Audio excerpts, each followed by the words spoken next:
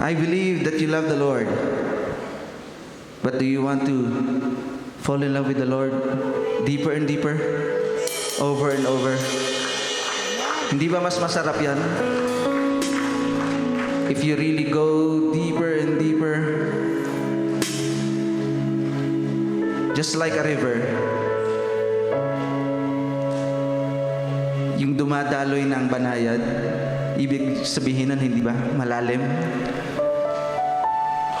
So gaya ng ganoong klase ng pagdaloy, let's all do the same in the presence of God. Let's dive deeper and deeper into His presence and feel more and more of His love for us. And in turn, let us give to Him more and more of our love. Hallelujah. Jesus. Hallelujah.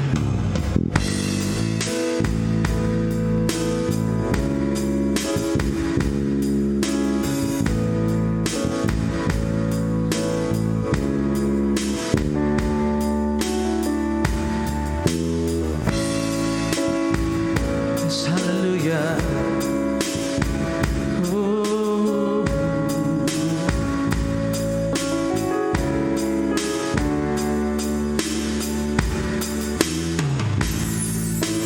I am found in your embrace,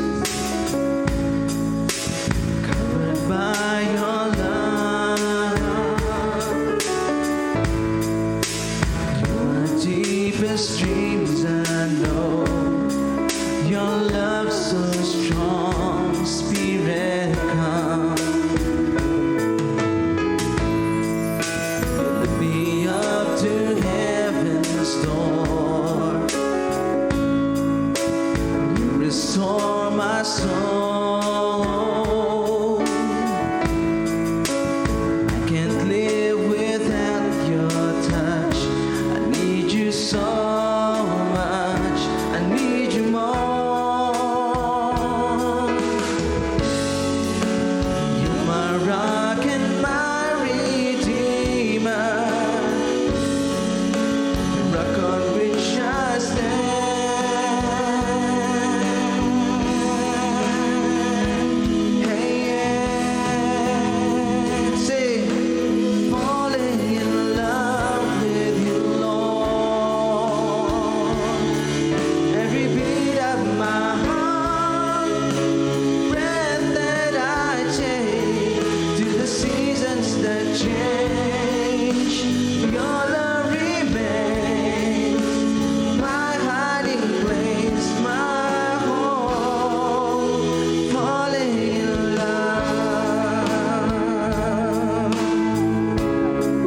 Lord Jesus,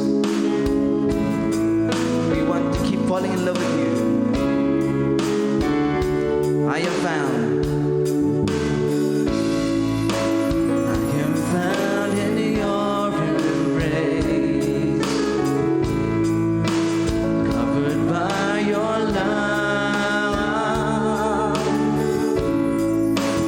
You're my deepest dreams, I know. Your love so strong, Spirit come. You lift me up to heaven's throne. Yes, you do, Lord. You restore my soul. I can't live without your touch. I need you so much. Yes, we do. I need you more. My rock and my redeemer,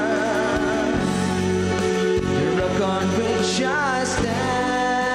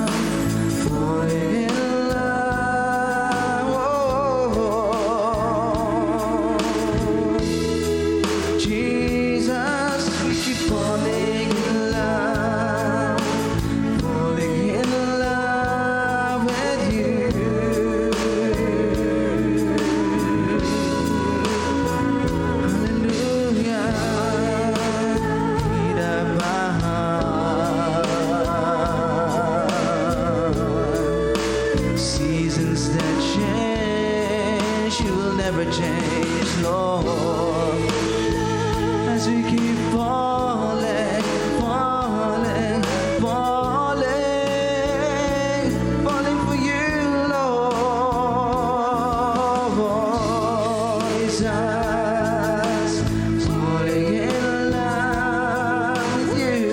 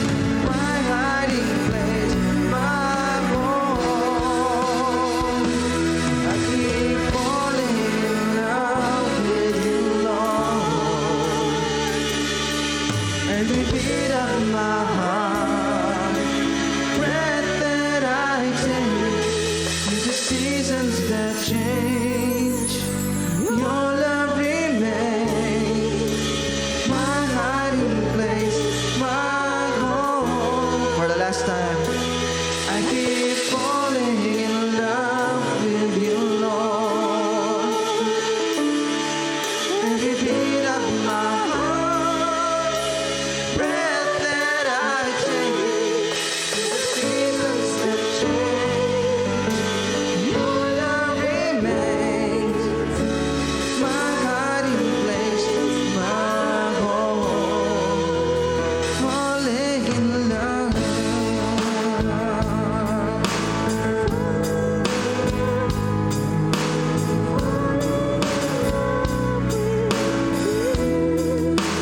Beat of my heart. It is good to be in your presence, Lord, to feel your love, to feel your embrace, oh God. Be here with you, right here with you. Thank you, Jesus, that you never change, that your love will always remain. Thank you that you are continuously strengthening us. Thank you for your guidance. Thank you for your sustenance, Lord Jesus. Thank you for your grace, Lord. Thank you for the joy. Thank you for the peace, oh God. In the midst of all these troubles, oh Lord, you will reign. You will reign. Your love will always reign, oh God, in our hearts. Hallelujah. Hallelujah.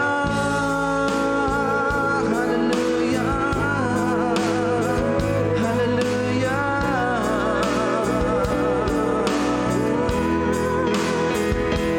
Hallelujah.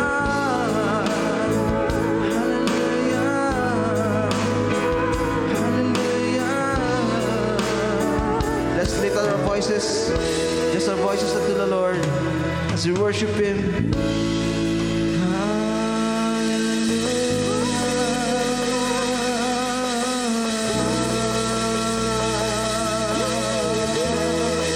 Sing songs of joy to the Lord. Sing songs of praise. Sing songs of love to Jesus. Sing to Him a new song. Make a joyful noise. to the Lord. Feel His love in this place. Feel the hand of God upon your heart.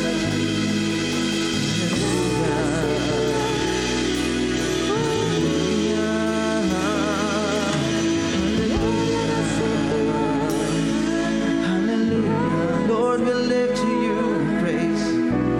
Lord, we lift to you our praise.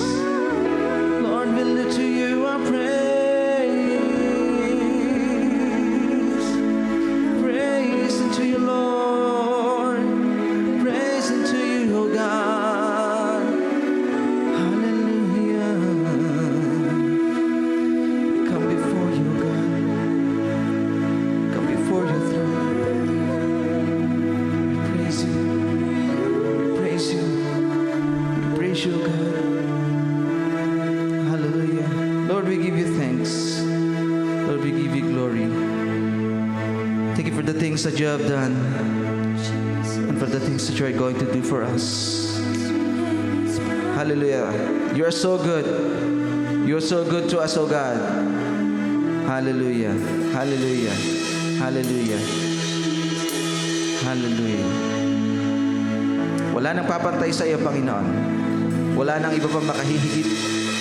Ikaw ang naging isang Diyos sa aming buhay. Mananatili iyon kailan paman. Hallelujah. Lord, until the day that you come back and take your people back to heaven, O God, Lord, we will eagerly await. We will patiently wait upon you. Hallelujah. Thank you, Lord Jesus. Salamat po sa lahat ng mga gagawin mo pa sa araw na ito. Pinupuri ka namin, sinasamba ka namin. Lord, we give you the highest praise, the highest glory, the highest worship. This we pray all together in the mighty name of Jesus. Amen. Hallelujah. Palakpakan natin ang Panginoon. Hallelujah. Hallelujah.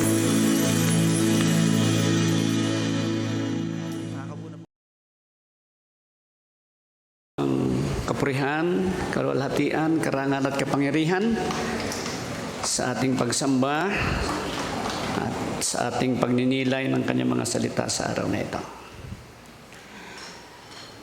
Siguro po ay wala sa inyong hindi nakakaalam sa nangyayari sa Ukraine at saka sa Russia.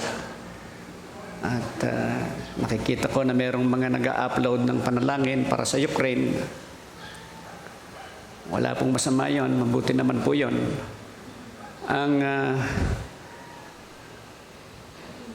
isang tanong doon ay, paano ba dapat nating tingnan ang senaryong ito? Ang bagay pong ito ay hindi nagaganap ng lingid sa kapahintulutan ng Diyos. Sapagkat siya ay makapangyarihang Diyos. He is sovereign God. He is the sovereign one. Walang bagay na nagaganap sa mundong ito na lingid sa kanyang mata at labas sa kanyang kapahintulutan.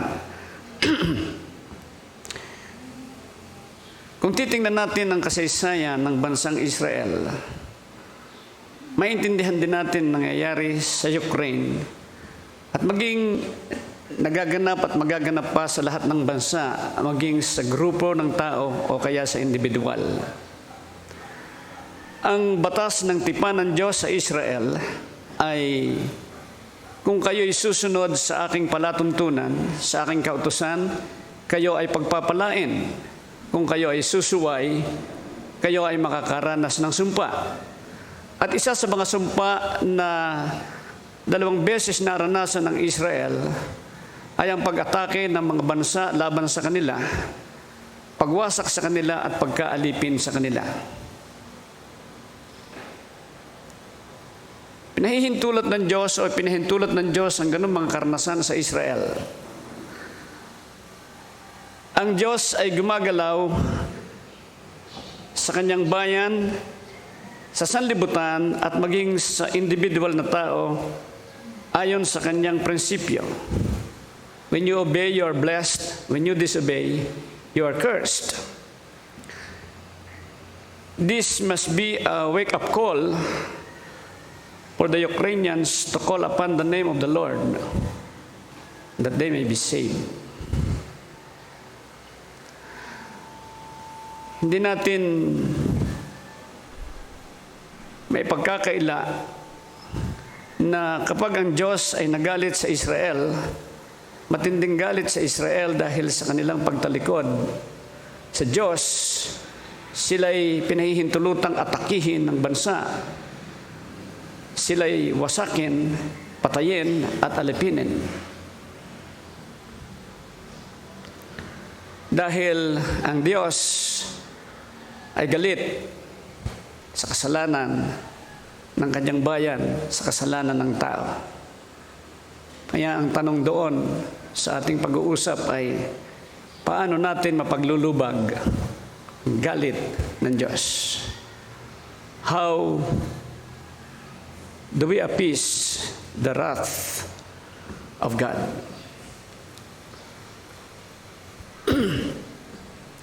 Sa kasaysayan ni Haring David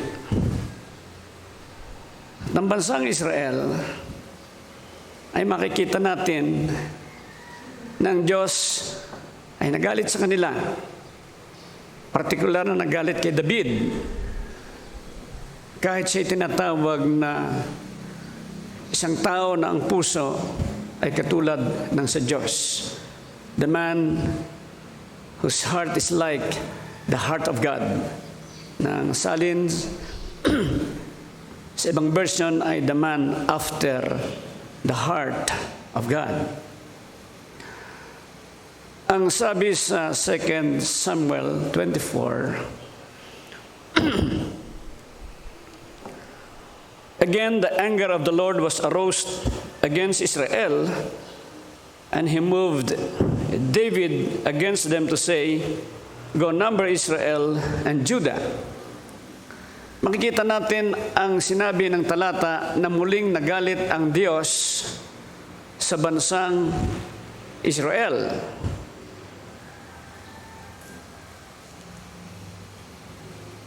Sa mga sumunod na mga talata ay hindi sinabi kung ano ang galit o ang dahilan ng galit ng Diyos sa bansang Israel. Ang makikita natin ay ang pagkakasala ni David, kaya nagalit ang Diyos. Kaya pwede nating sabihin na muling nagalit ang Diyos sa kay David, at yung galit na iyon ay naranasan din ng bansang Israel. Unang nagalit ang Diyos kay David dahil sa kasalanan niya na pagkuha kay Bathsheba at pagpapatay niya sa asawa nito na si Uriah. At alam natin na naging bunga niyan, ang kanyang trono ay binayaan ng Diyos na agawin ng kanyang anak na si Absalom. At hindi siya nakabalik sa tronong iyon hanggang hindi napapatay o namamatay si Absalom. Itong pangyayari sa 2 Samuel 24 ay nagkaroon na ng kaayusan ang bansang Israel nung iayos ng Diyos si David na paupuin muli sa trono ng kaharian ng bansang Israel.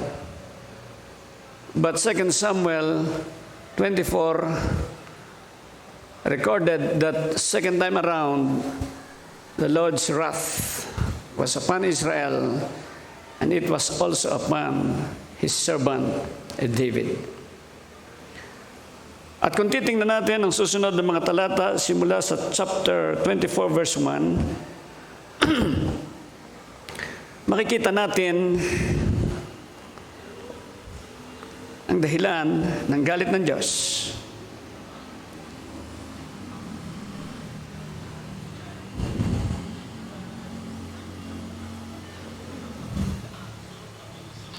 Sa verse 10,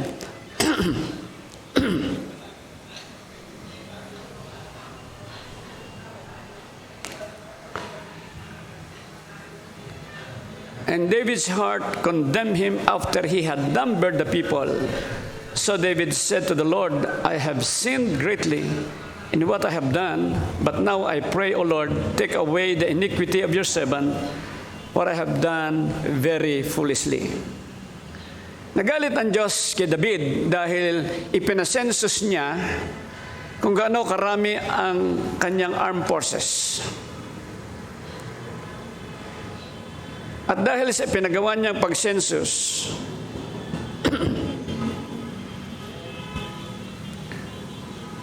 naglatag ang Diyos ng 3 kaparusahan na pamimilian ni David.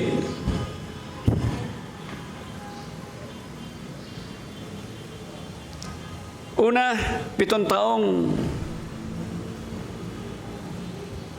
famine, 7 taong tagtuyot, at kung gano'n ang panahon, walang pagkain. Ikalawa, 3 buwang pagtakas at pagtago sa kanyang kaaway. Ikatlo, 3 araw na pestilence.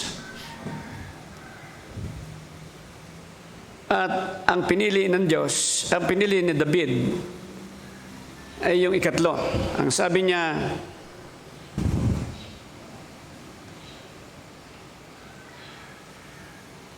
mas gusto kong bumagsak sa kamay ng Diyos.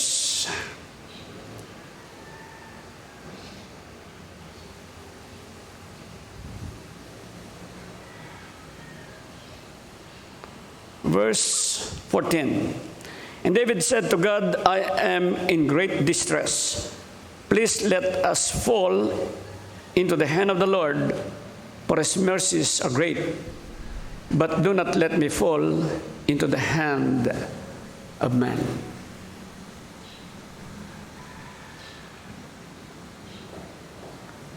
Ang sabi niya, napakalawak ng kahabagan ng Diyos.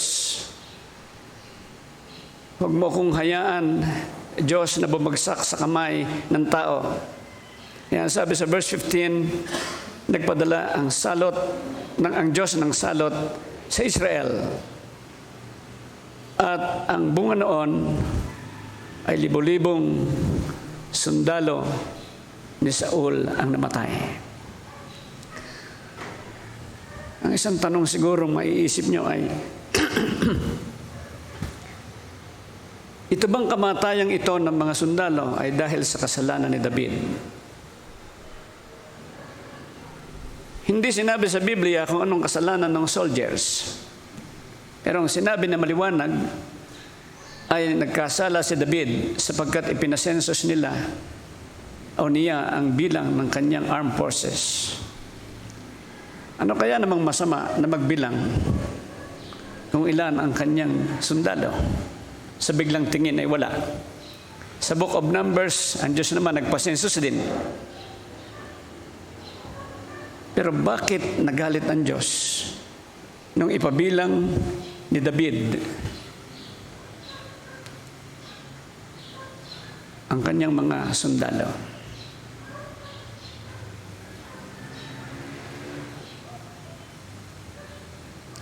Ang isang posibleng dahilan ay ito. Nandun yung pride sa puso niya.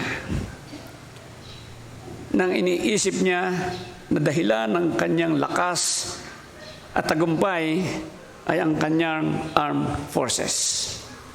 Sa halip na i-acknowledge niya na ang Diyos ang nagbibigay sa kanya ng tagumpay.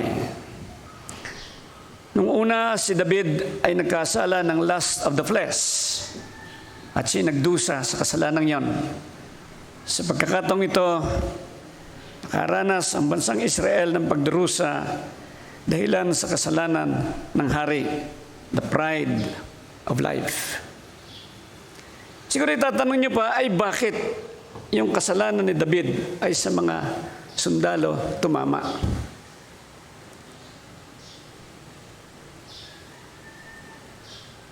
Siguradong ang sagot ko sa inyo, hindi ko alam. Dahil hindi napasulat sa Biblia. Pero isang bagay ang tinitiyak ko, Ang Diyos ay banal, patas, matuwid, mabuti, na hindi nagkakamali kahit kailan sa kanyang ginagawa. Kung sa tingin natin ay waray bagang sala, tandaan natin na walang mali na ginagawa ang Diyos. Kung hindi man natin naiintindihan, sapat nang maintindihan natin na mga bagay ay nagaganap sa kapahintulutan ng Diyos para sa ikabubuti ng kanyang mga anak.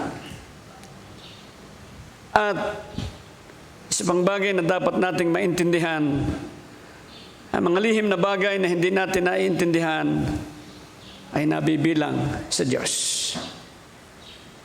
He is infinite. We are finite.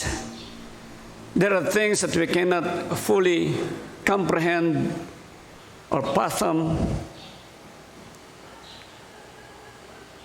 Wala tayong magagawa kundi magpakababa at tanggapin ang katotohanan na sa ganong pagkakataon, tanging Diyos lamang ang nakakaalam. But definitely, it is for good.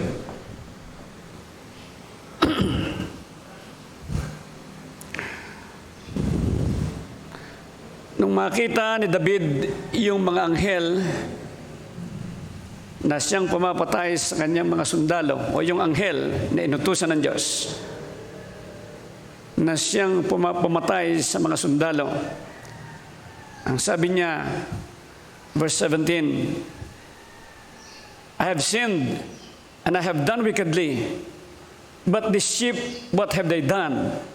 Let your hand, I pray, be against me and against my father's house. Sa verse 10, sinabi niya na siya nagkasala at siya humingi ng kapatawaran.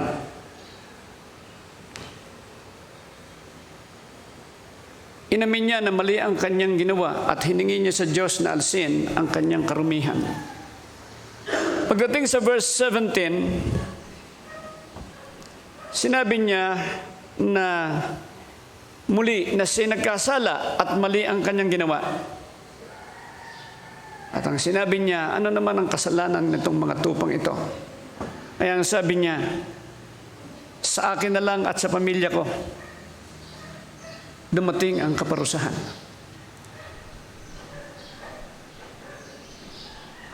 Yung ibang salin ay makikita nyo may nakalagay na surely. Babasahin ko sa inyo itong verse na ginagamit ko na may surely. Then David spoke to the Lord when he saw the angel who was striking the people. And he said, surely I have sinned and I have done wickedly. But this sheep, what have they done?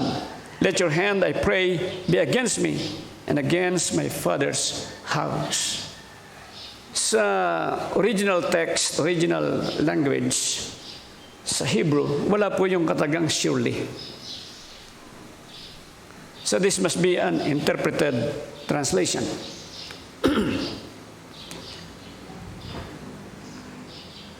Bakit dalawang beses sinabi ni David na siya nagkasala? Yung una, humingi na siya ng tawad.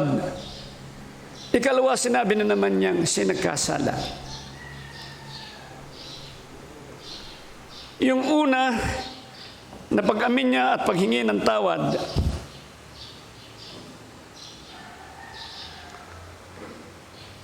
hindi napigil yung parusa ng Diyos. Kaya nagkaroon ng pestilence at libo-libong sundalo ang nangamatay. At nung mamatay na yung libo-libong sundalo, ang sabi niya, ako'y nagkasala. Pero itong mga tupang ito, wala naman silang kasalanan. Sa akin na lang at sa pamilya ko, bumagsak nawa ang kaparusahang ito.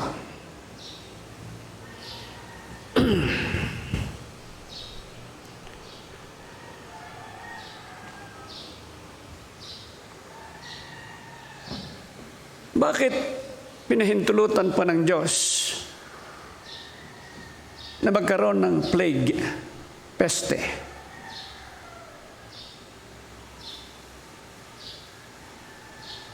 Gayong humingi na ng tawad si David.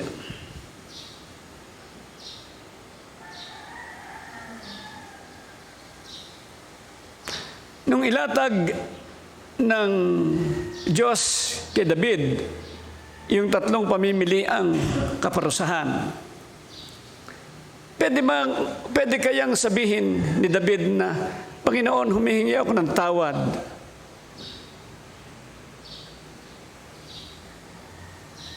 Patawarin mo ako, linisin mo ako. Pwede bang hindi na pumili sa alinman sa 3 ito at huwag na lang mangyari na maranasan ko ang alinman sa 3 ito na kaparusahan? Nakikita natin na hindi yung ginawa ni David. Pero pwede bang sabihin sa Diyos na pagkatapos gawin ng isang kasalanan at humingi ng tawad, pwede bang sabihin sa Diyos na, Panginoon, pwede bang yung bunga nito huwag na mangyari? Total, napatawad mo na naman, naalis mo na ang kasalanan.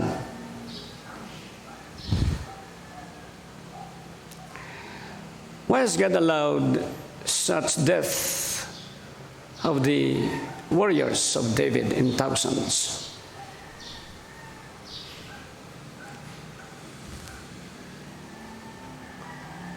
May mga bagay na hindi nasabi sa Biblia, pero pwede natin sigurong maintindihan sa paggamit pa rin ng prinsipyo ng Diyos. Sapagkat sa magitan ng kanyang mga prinsipyo or laws, doon niya tinatrato ang tao. God deals with us according to His principles or laws, and these are reflections of His nature and attributes. Sa ganang akin, bahagi ito ng malalim na pagtuturo kay David upang yung mapagpakumbabang puso ay ganap na maging totoo sa kanyang buhay. Romans 8:28-29 says, God makes all things work for good. To them that love God, they who are called according to His divine purpose. And that is that we may continually be formed in the likeness of Jesus. In short, sanctification. So yung karanasan ni David na namatayan siya ng maraming sundalo, pwede nating maintindihan sa liwanag na ito ay bahagi ng kanyang sanctification. But why let these soldiers suffer? I do not know.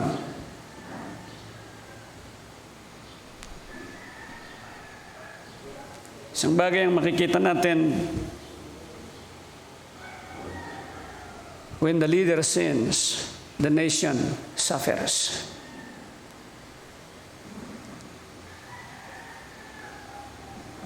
Kaya yung nasa liderato, leader man kayo ng pamilya, leader ng isang simbahan o isang organisasyon, leader ng isang barangay, isang bayan, isang probinsya, isang bansa,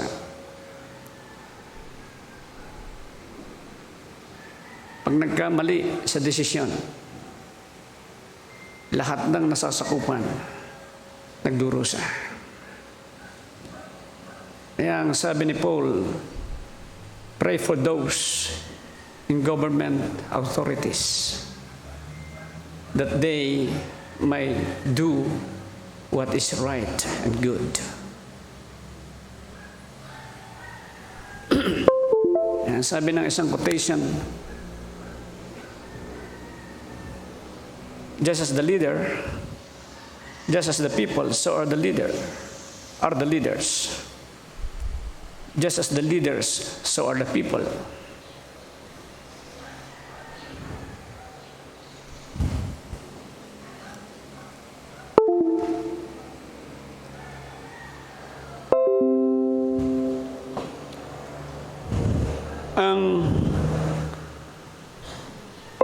Panginoon ay tinatawag yung karanasan na naranasan ni David na disciplinary correction, chastening. As you find in Hebrews chapter 12 verses 5 to 11. Sapagkat mahal ng Diyos ang kanyang mga anak, kanya itong dinidisiplina.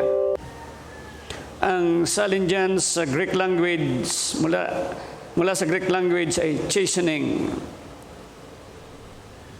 The idea ng ibig sabihin ay disciplinary correction.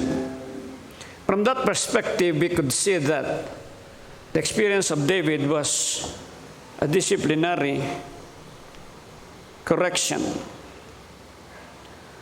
Ayon dyan sa Hebrews 12:5 to 11, hindi lang nagbibigay ang Diyos ng disciplinary correction, nagbibigay din siya ng reproaches o rebuke. Nagbibigay din siya ng scourges, the flogging, yung nakakaranas tayo, na nasasaktan tayo, mentally, emotionally, physically.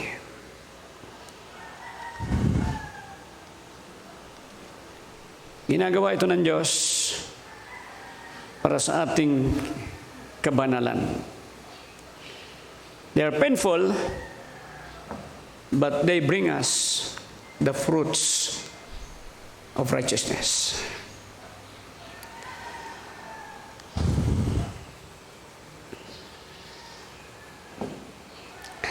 Kung titingnan natin ang istorya ni David,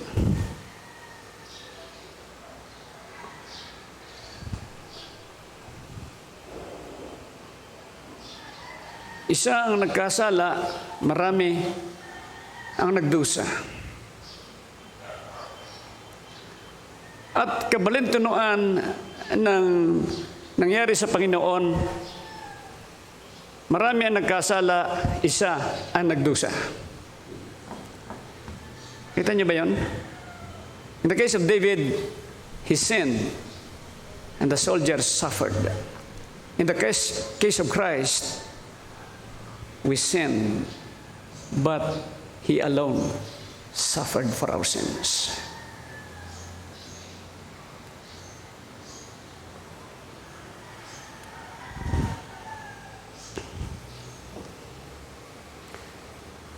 It was God's covenantal love that God still favored David in spite of his fault. Kaya umapilas siya sa Diyos.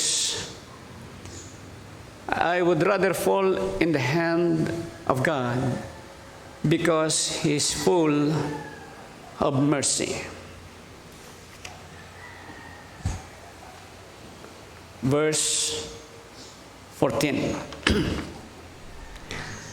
Yung kahabagan o awa ng Diyos ay nangangahulugan ng kanyang pagpipigil sa galit. Tandaan natin, ang Diyos ay pag-ibig. God is love, good, gracious, merciful, and kind. But God is also holy, righteous, just, and fair. Sa kanyang kabanalan, nagagalit ang Diyos sa kasalanan. Kung siya nagagalit sa kasalanan, naglalatag din siya ng hatol, at kung may hatol ay merong kaparusahan. Wrath, judgment, and penalty.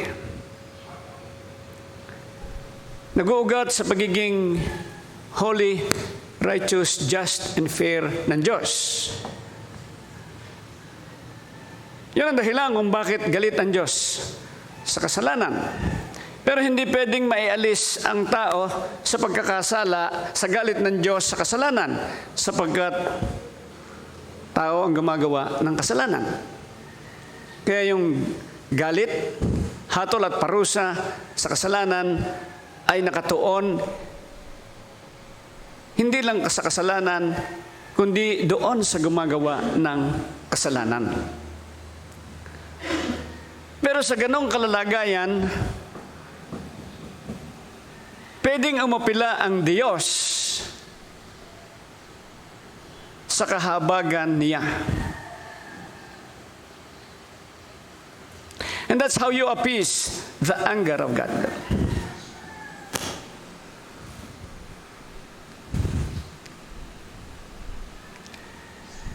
Yung kahabagan ng Diyos na nangangahulugan ng kanyang pagtitimpi o pagpipigil sa sarili upang huwag ilapat ang parusa sa kasalanan ay nag-uugat sa kanyang pagiging Diyos ng pag-ibig. Kaya sabi, love and mercy. Dahil mahal niya ang tao sa kabila ng siya'y nagkakasala o ang tao ay nagkakasala,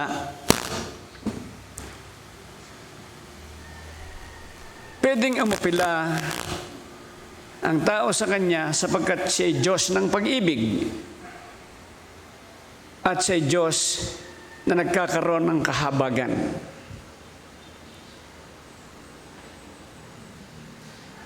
Naintindihan ni David na ang Diyos ay merong walang hanggang pagmamahal sa kanya. At dahil sa tipan niya sa Diyos at ng Diyos sa kanya, umapila siya sa Diyos.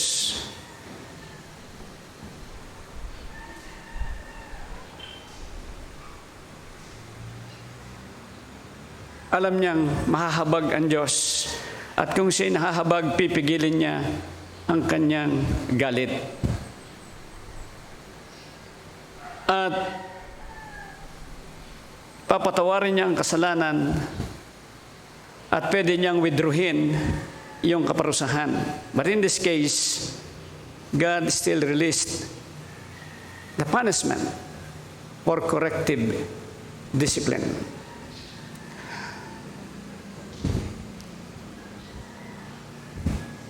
Si David ay nagsisi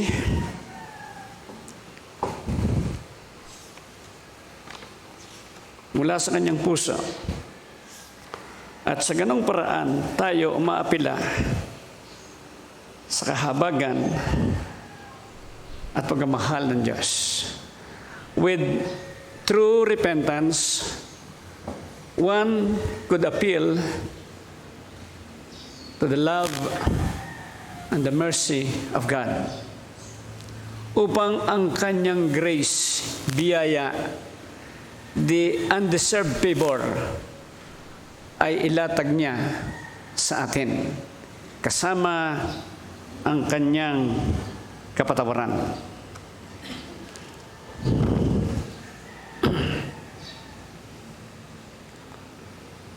At kung ang tao ay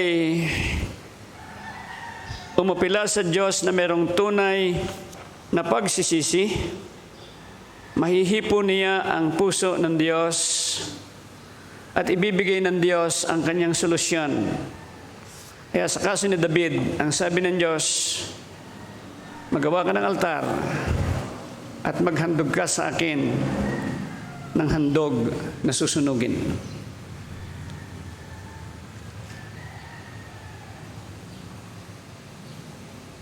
At hindi lang handog na susunugin o sinusunog ang inihandog ni David, nagbigay din siya ng handog na pangkapayapaan.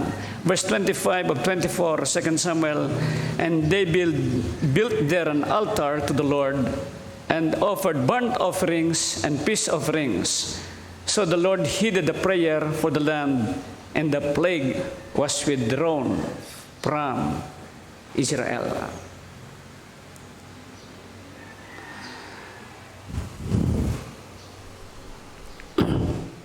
Itong burnt offering at saka peace offering ay inilatag na ito ng Diyos sa Israel sa aklat ng Leviticus. Tandaan nyo na para maintindihan nyo itong nagaganap sa kasaysayan ng bansang Israel, pati na yung mga propesiya, lagi niyong babalikan yung first 5 books, the Pentateuch, kung saan na andoon ang mga batas o prinsipyo ng Diyos. Kung meron mang galit ang Diyos sa kasalanan, may hatol at parusa, meron din siya mismong inilatag na solusyon. At ito yung tinatawag na offerings. Ang isa rito yung burnt offering, kung saan ang hayop na yung bang bika ang kuko sa paa, katulad ng baka. Bika nga ba ang kuko noon? Ha? Sa bika, no? Ito ay dinadala na naghahandog doon sa kanilang templo at kinukuha ng pare, pinapatay, at yung dugo ay ibinibisik doon sa altar na nasa harap ng templo. At pagkatapos ay sinusunog yung buong hayop. Doon ay makikita natin yung dugo na tumatakip sa kasalanan. At doon ay makikita rin natin yung pagsusunog na isa ring ekspresyon ng galit ng Diyos sa kasalanan. Pero hindi lang yon, nandun din sa pagsusunog ng hayop yung ganap na pagsuko at pagpapasakop ng tao sa kanyang sarili sa Diyos. Anong sinasabi? Sa pagsisisi sa kasalanan at paghahandog sa Diyos ng hayop kung saan ang dugo ay siyang panghugas o pantakip sa kasalanan,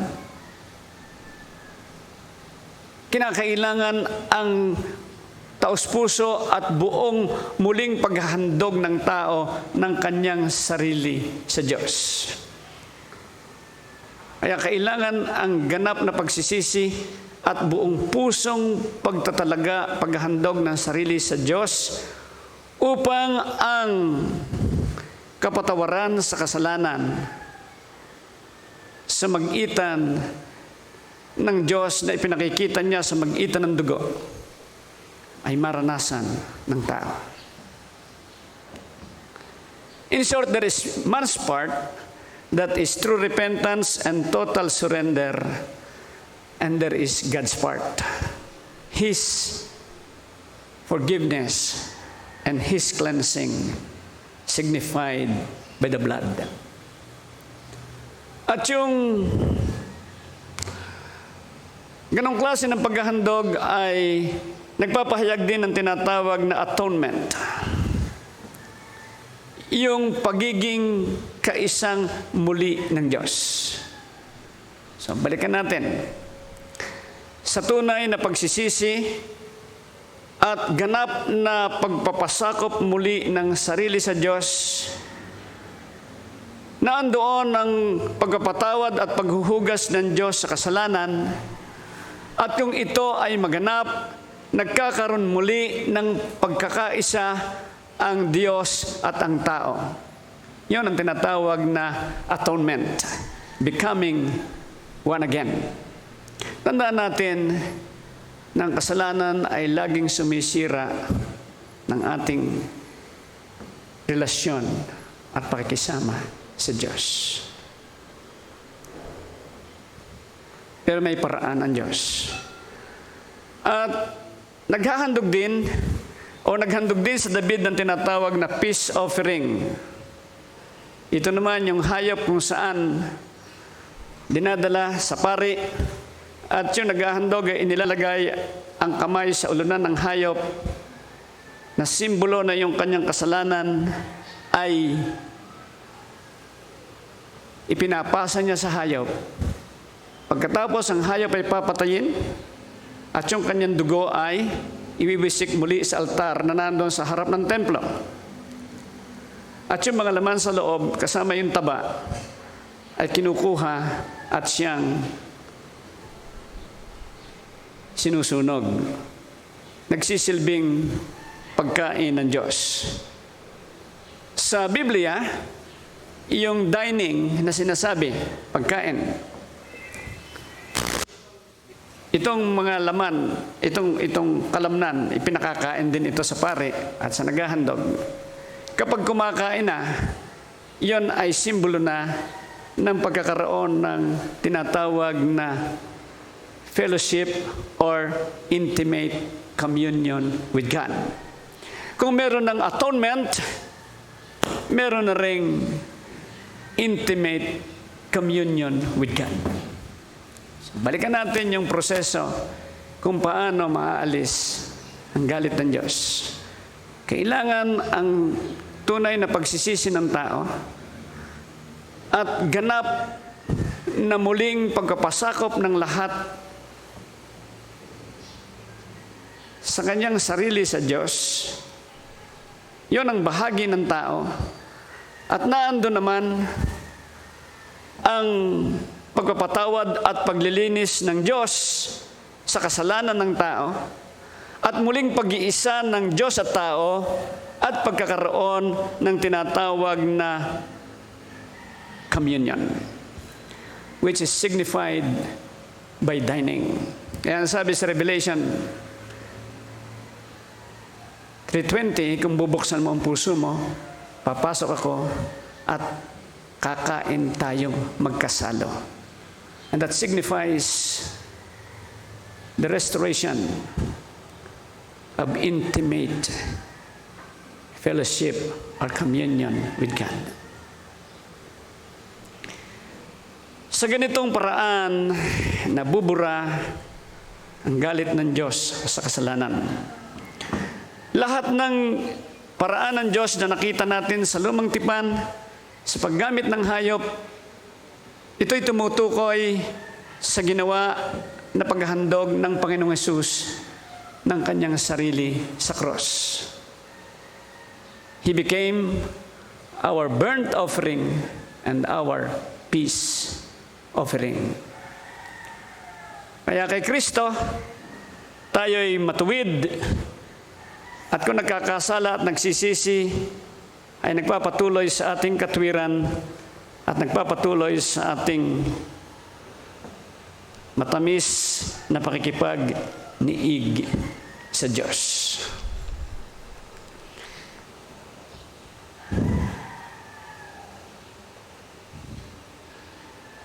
Kaya pag tayo'y nagkukonduct ng communion service, dapat naiintindihan natin na yung ganong klaseng offering na ating pinag-usapan,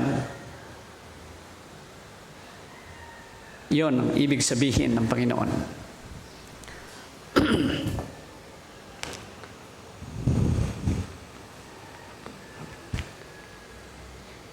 Old Testament, New Testament, the same requirements from man. Genuine repentance, total recommitment. Sa bahagi ng tao, sa bahagi ng Diyos, His provision of atonement. The Lord, Jesus Christ. Yan tawag natin sa Kanya.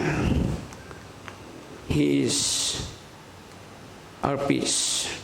Romans 5:1 says, therefore, having been justified by faith, meaning faith in Christ, we have peace with God through our Lord Jesus Christ.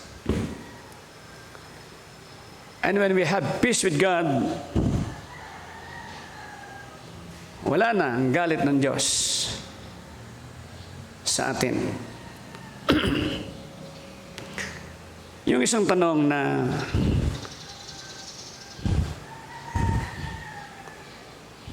paglalaroan ng ating isip ay ito.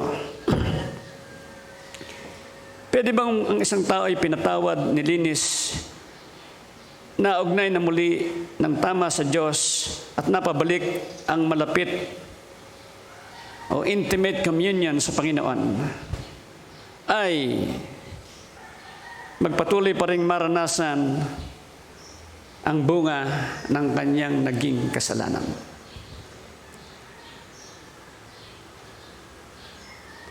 In short, can you be forgiven and still suffer the consequences of your sin?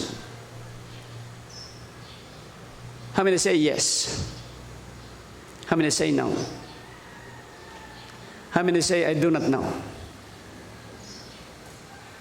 I do not know also.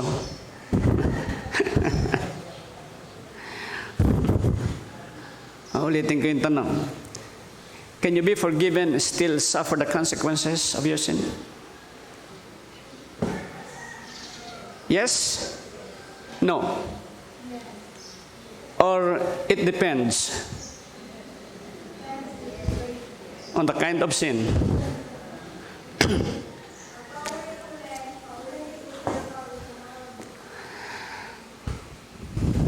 Pag paulit-ulit, hindi pa yon nagsisisi talaga. Pero ito yung sagot ko doon.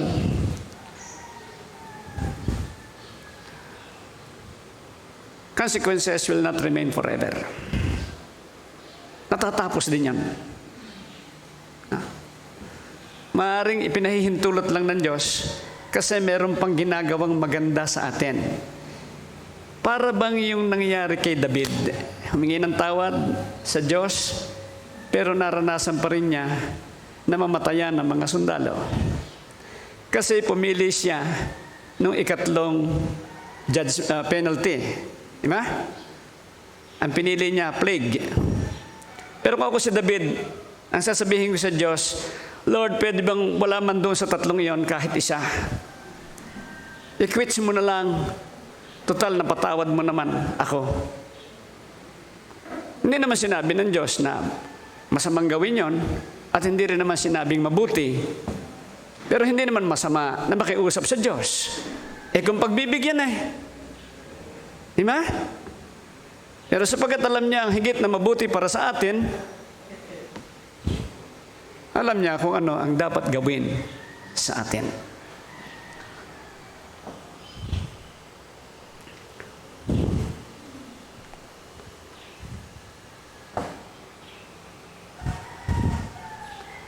Kay Kristo,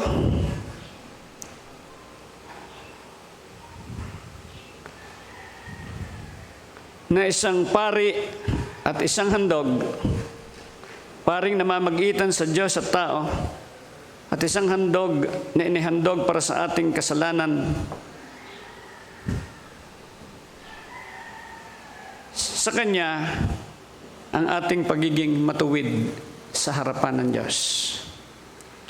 We don't have the righteousness of our own. Wala. Inaari lang tayo ng Diyos na matuwid dahilan sa katwiran ng Panginoong Hesukristo. Ang mabubuting ginagawa ng tao kahit kailan ay hindi magiging karagdagan sa kanyang pagiging matuwid sa harapan ng Diyos. Sapagkat kumpleto yung katwiran ng Panginoon. Kung kayo nasa Panginoon, yung mabubuting gagawin ninyo, hindi rin yung dagdag sa inyong kaligtasan. Bunga yon na inyong kaligtasan, sapagkat kayo naging matuwid, magagawa niyang mabuhay sa katwiran. At kung nagkakamali, si Kristo pa rin ang solusyon. Your atonement and peace offering. Yung kabutihan na gagawin nyo, ginagawa nyo sapagkat kayo ginawa niyang matuwid, mabuti sa kanyang harapan. May banal na espiritu upang makapagbunga ng katwiran. Nagsisilbing handog nyo na kaaya-aya sa Diyos. Pero hindi pa rin plus para sa inyong kaligtasan. No, never. You cannot add anything to that grace of redemption.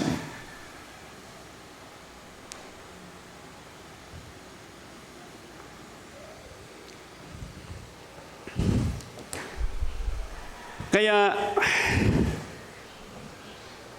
in Christ, we are found righteous. by God.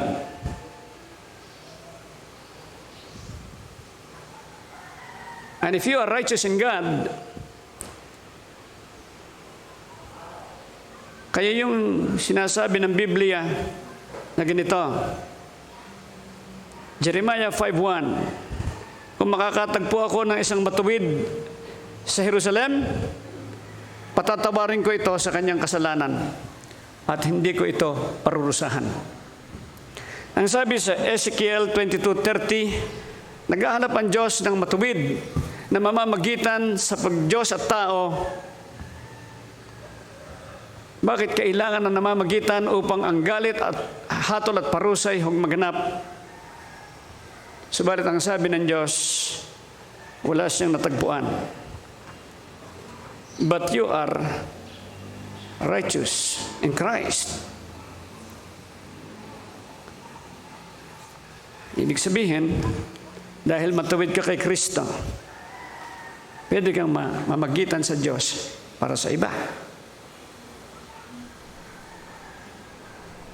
Sa panahong ito, nakita natin ang nagaganap.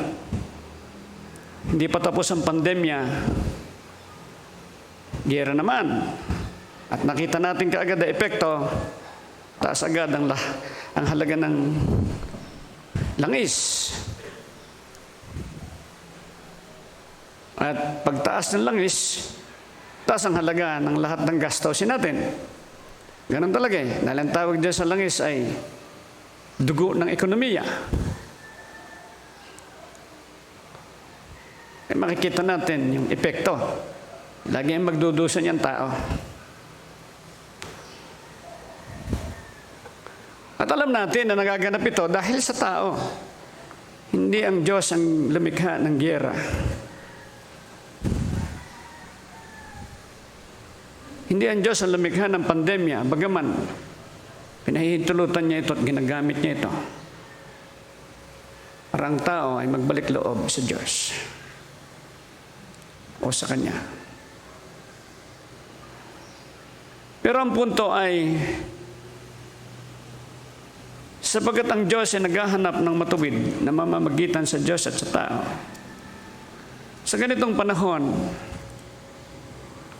pwede naman nating gamitin ang ating posisyon na pwede tayong mamagitan sa Diyos, sa magitan ng Panginoong Hesus na siyang matuwid.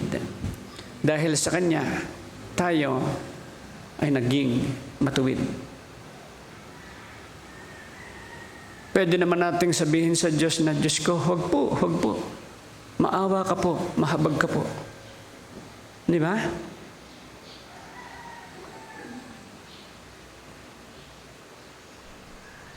Pwede tayong manikluhod.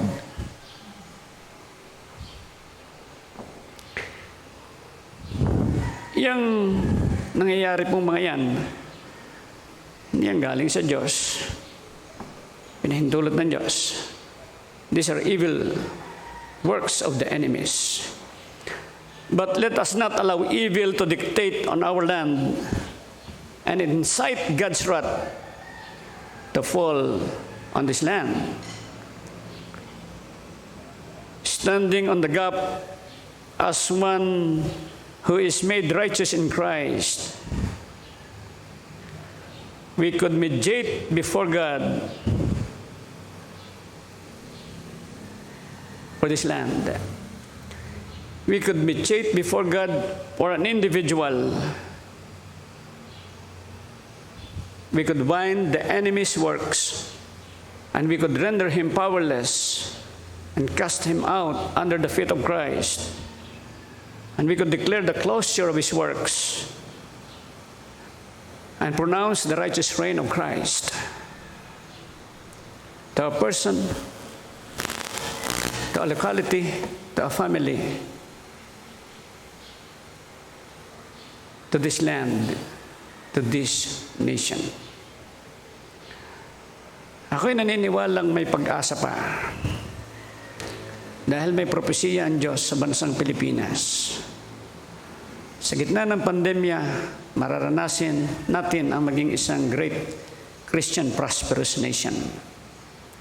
Pero naniniwala ako na ito'y nakasalalay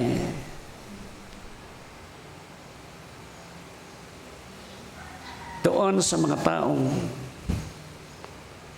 ginawang matuwid ng Diyos at tatayong namamagitan sa Diyos para sa bansang Pilipinas.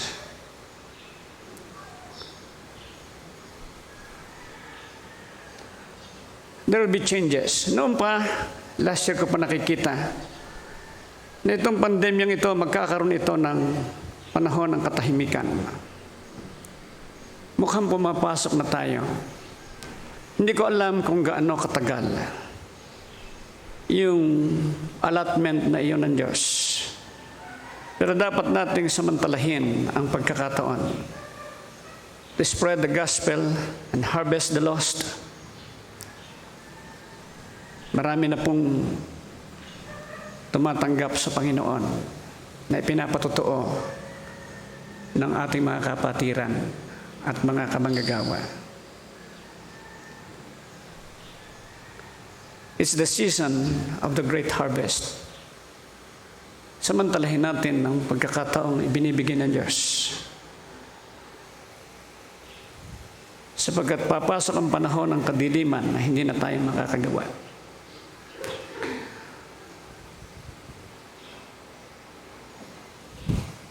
Hindi ko alam kung gaano katagal ang ibinibigay na ito ng Diyos. Panahon din para kayo maghanda sa susunod pang hindi magandang mangyayari. The worldwide famine that is coming upon the earth.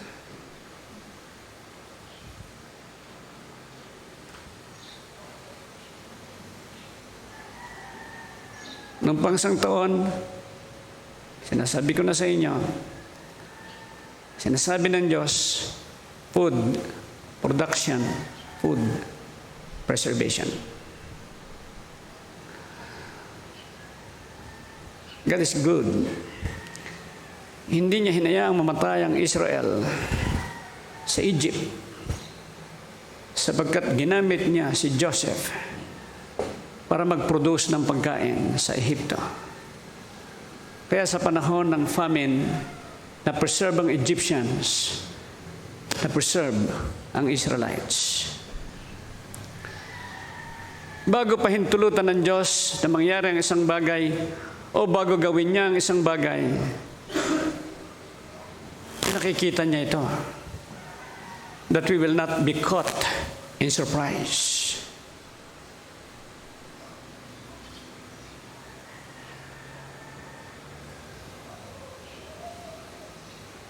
Kaya mga kapatid, samantalahin natin. At huwag nating itigil ang ating pamamanhik sa Diyos para sa bansang ito. Hindi pa rin nababago ang sinasabi ng Diyos. The Philippines will feed the whole world. Dalawa lang bansa ang pwedeng magtanim ng pagkain sa loob ng isang taon. Vietnam and Philippines. Kaya kahit mga foreign investment sa Pilipinas, may naka-attach na programa ng food production. And this is good news for us. Pero siyempre, ang intention nila doon, to feed their countries. But as a church, you must be ready to prepare for yourselves as families. And so we minimize the effect of the coming famine. Pandemic, war, famine. Read Matthew 24. Sinabi naman dyan ng Biblia na maliwanag. Magkakasama yan. No? But, since the Lord's favor is with us, because of His righteousness in Christ, the rest on us God has His favor. Ano sabi niya? You will live in prosperity in the times of crisis. Nabuhay ang Israel sa kasaganaan sa panahon ng famine. Kaya meron silang Goshen.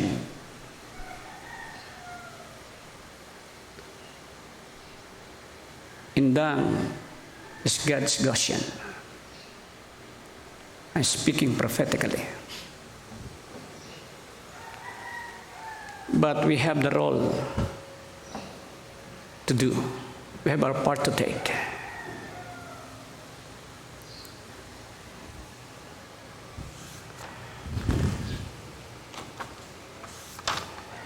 God's wrath could be appeased.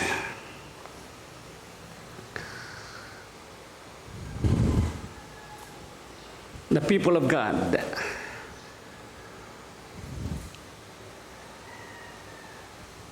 are entitled by Him to touch His heart and appease His anger. Let us pray.